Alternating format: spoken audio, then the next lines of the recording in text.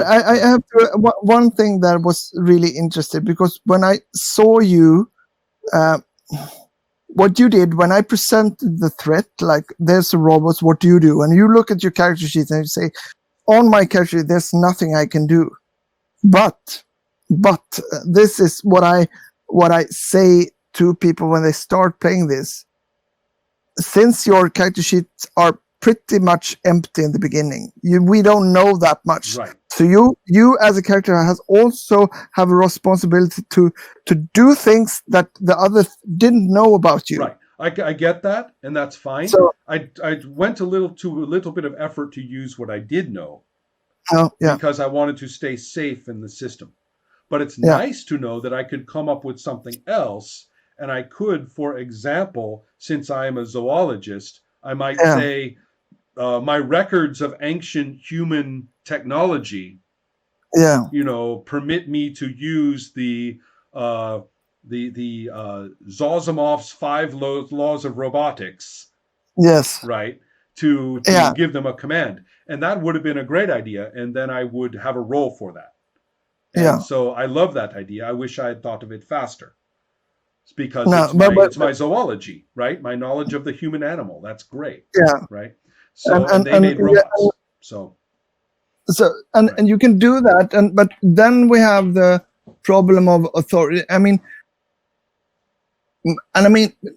almost always that is not a very big problem. Like players coming up with creative ideas to how to use their established facts and come up with like typically brilliant. It's not a problem at all. Yeah. So no, but sometimes it is. Sometimes you meet people that don't have that like Fingerspitzgefühl. Right. They don't. Right. So they would say, "I pull out the blaster in my pocket and I shoot it."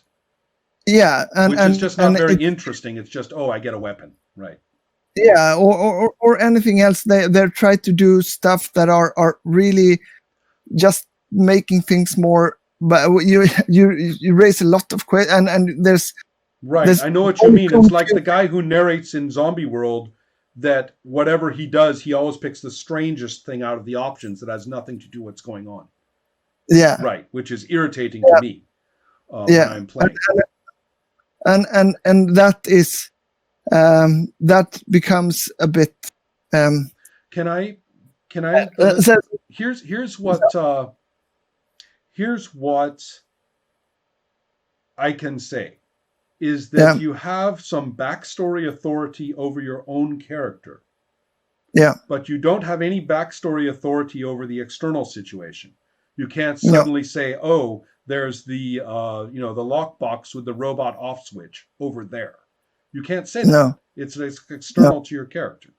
But you can make up backstory for your character that you can use to make up new things. Yeah.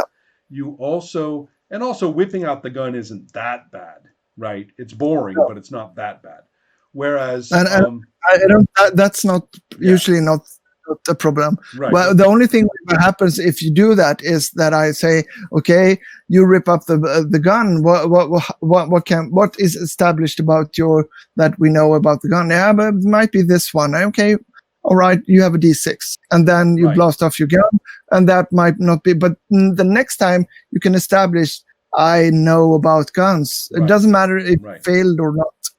Right. And then no, I get that. I mean, that's fine. No. The thing that we're really looking at here is not really too much of a problem, except that it simply needs to be stated. Trollbabe has a rule about this. Yeah. That a person can call for a conflict in a situation that isn't really obviously a conflict. But they can't make up new content to justify it. So here's the perfect example is this. It's nighttime, they're out in the wilderness, and we have already had dialogue about outlaws in these hills. Yeah. Right? So we know there has been some talk of maybe the monster or the outlaws or something. And so the player says, I'm going to stay up tonight and keep watch. And everybody says, okay, not even agreeing, just acknowledging that that's what she's doing, right? Yeah. But the player says, conflict. Yeah. And we say, wait, what? Conflict? Is there something we don't know about? And the player said, you said there was a monster. Yeah. Right? And so the point is the player is basically saying, I'm getting hit, right? I mean, if I fail I'm going to make a roll, and if I fail it means the monster is landing on my ass. Yeah. Right? So the player just is eager to see it, and why bother if the player is that eager? Why wait?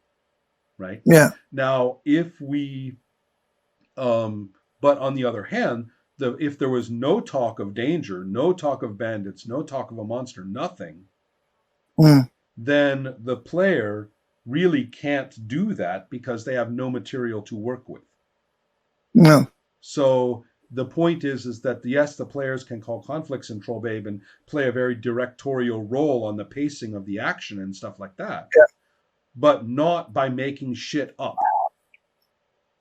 No, I think I think that a specific situation is equivalent to playing a sense of wonder card. That's the same thing, right? And I try to describe that as a kind of what do you call a narrative handover, right?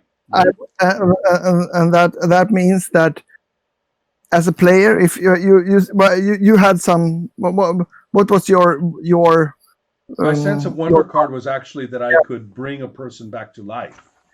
Exactly. Yeah. So and in a specific part of the story, you decide that and it might not be a situation that we are all think that you have to use this card. You can do it.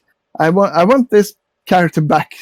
Right. And why I'm saying this is that it might not be the obvious where I'm as a game master or the other players are prepared for that. No, I get that. But so what you do is you say, I want to use this card to the game master, and you kind of let me think of, because I have some kind of structure, some kind of backstory planned out, and I have to understand what will happen when that. So you kind of hand over that narrative to me to decide. I completely get that. Yeah. No, that's perfectly understandable. And so the interesting point is that the interesting point for that is only that it is another way to resolve a thing, and it requires no roll. Right? And that's fine. So I get that as well. So for example, in the middle of the robots and we're all staring at each other and really feeling, a little bit out of our element and unable to proceed with our roles and things, but somebody has a cool sense of wonder card, which they say, guess what? This is going to do something. So here, GM, I'm playing this card. The GM takes one look at it and goes, holy crap, I know what I can do with this. Okay, this is how you get out of here. And that's amazing. Yeah. Right. For an example, there's a card called Unexpected Allies, I think it's called. I mean, lots of things. The forest portal could burst open and the spirits of the trees or the animal men or something come and rescue us. That's great. Exactly. So that's fine. I'm beginning to see this, but I hope that we have achieved some sense of clarity over your design aesthetics. The design questions that you are facing right there. I'm going to make a suggestion that if you do come up with something, more concrete about the things we have talked about, I'm going to suggest that your mid-story in your role-playing, in your playtesting, your mid-story is going to really, really strike back at the table. Really, really will respond. Your system will respond, and everybody will be very well situated for the more climactic events of the final part. Yeah. That way, that people will feel propelled into the final confrontations, propelled into the climactic situations, in a fashion that before may have felt like a little bit more of a struggle. They are pushing, you are pulling, and you're all getting there, but you're not feeling propelled there. No. And that does that. So I suggest that will have a big impact. Yeah, and how that is handled. If you, for example, escape from the robots, that the robots are a kind of we have a kind of an expectation that the robots will reoccur. It's part. And they're then, one of the cards. Yes.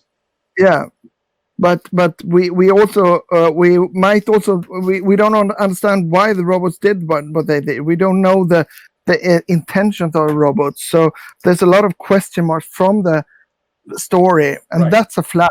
It is. That becomes that, and so now we know that leads to a big issue here.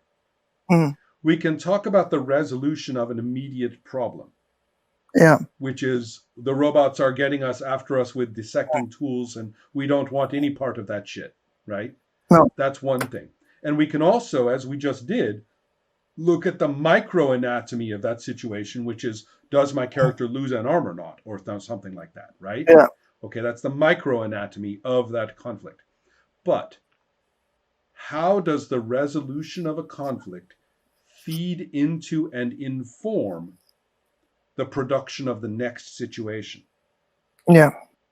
That's a big deal. That's a huge issue. Because if it doesn't, then we have a flat ball.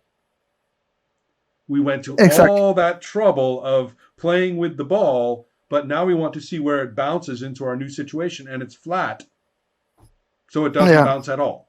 So our poor game master has to put on his hat again and go off and construct the whole new next situation from scratch, and is basically writing the fucking story for us because our outcome didn't do anything. Yeah.